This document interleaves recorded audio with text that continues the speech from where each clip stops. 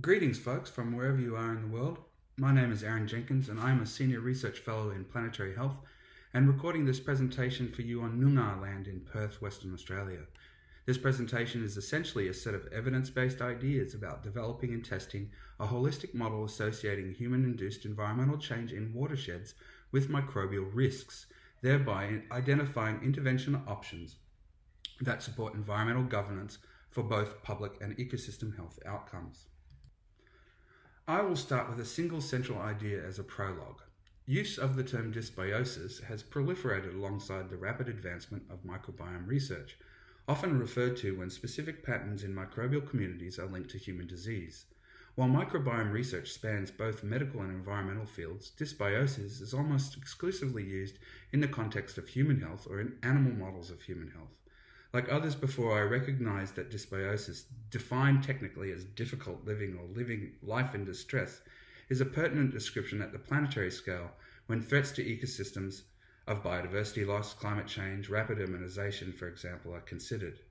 While mostly used to imply an imbalance in the gut microbial community associated with disease, I would argue that many common features of microbial dysbiosis are generally applicable to the field of community ecology in describing whole ecosystems of declining resilience.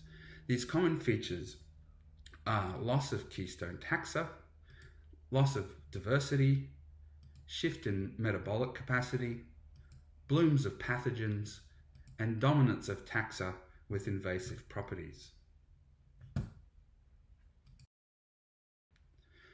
To sustain humanity's 81 million annual population growth, half of the planet's habitable land has now been converted to agriculture, accounting for 90% of freshwater usage in the last century. Meanwhile, 11% of people still lack basic access to safe drinking water. Water-related diseases alone account for 17% of the global infectious disease burden, with persistent endemicity and explosive outbreaks fueled by interacting environmental factors related to climate change, land use, and changing social conditions. Watersheds, the linked geographical spaces in which this water flows, offer a coherent and ecologically representative unit in which we can examine the ecological foundations of health by studying the anthropogenic drivers affecting crucial ecosystem services, including regulation of infectious disease. The biotic elements within watershed boundaries typically share a more related environmental exposure history than those in separate watersheds, fostering increased calls for a watershed epidemiology to help link ecosystem and human health over broad spatial and temporal scales, inform appropriate environmental stewardship, and deliver a more holistic model of health. Anthropogenic pressures are disrupting the unseen aquatic microbial life in streams and rivers with poorly understood consequences for planetary health. Microbial dysbiosis and its association with pathogen proliferation and disease is not confined to the scale of human organs, having recently been demonstrated in a wide range of plant and animal taxa. In addition, recent watershed studies relate anthropogenic alteration such as forest, cover loss, agriculture, and antimicrobial use to dysbiosis in water and sediment microbial communities. A growing body of evidence shows how these human activities within watersheds are linked with water-related disease, decreased water safety, and decreased downstream availability of natural resources for food and cultural practice. Similar environmental drivers influence disease in the organisms living within aquatic habitats when a host organism and its associated microbiome, the holobiont, in a healthy state, eubiosis, is disrupted, forcing microbial community shifts toward a higher prevalence of disease-causing microbiota and an increase in primary and opportunistic pathogens, dysbiosis, which has recently been referred to as a pathobiome. These drivers are acting within complex socio-ecological systems that are hierarchically scaled, composed of subsystems nested within larger systems, exemplifying how upstream effects have downstream consequences, and how resultant downstream change also can drive upstream effects in positive or negative feedback cycles. Interactions between scales and systems ecology are labeled remembering for downscale interactions, drawing on the biotic legacies of large, slow processes like forest assembly, for example, and revolt for upscale connections from smaller scale, faster processes such as microbially mediated disease outbreaks.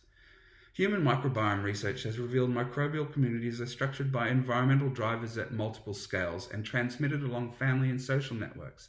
Aquatic microbiome research has few existing explorations of ecosystem processes at different scales, or finding ways to measure dynamic feedback within and between microbial communities and their environments. Studying aquatic microbiomes in trophic elements across scales in watersheds presents an opportunity for a synthesis of macro and micro ecological theory, with potential implications for improving the health of living systems and expanding ecological understanding. So here I am briefly going to explain one approach to understand the microbiology of key trophic elements in tropical waterways by describing variation in the aquatic microbiome of fishes, water and sediment along gradients of anthropogenic impact in watersheds. This will help uncover potential ecological determinants within watersheds responsible for the emergence and persistence of aquatic pathobiomes. Firstly, imagine we have 3 to 5 small island watersheds with increasing amounts of anthropogenic disturbance and water-related disease burden. Imagine migratory fishes that must traverse these watersheds as part of their migration patterns. Microbiomes are then sampled in headwaters, mid-reach and low-reach habitats across the seasons. In each river reach, there's a bank and a mid-flow patch where fish community diversity, abundance, size, water quality are sampled alongside the microbiomes of water, sediment, and then fish skin, gut, and also noting parasitic macrofauna and lesions as indications of infection. The key features of dysbiotic communities, including increasing pathogens, as shown on the left here, are then hypothesized to increase from headwaters to low reaches and also along the increasing anthropogenic alteration gradient. And this relationship, in theory, should be reflected in both the macro and microbiome community structure.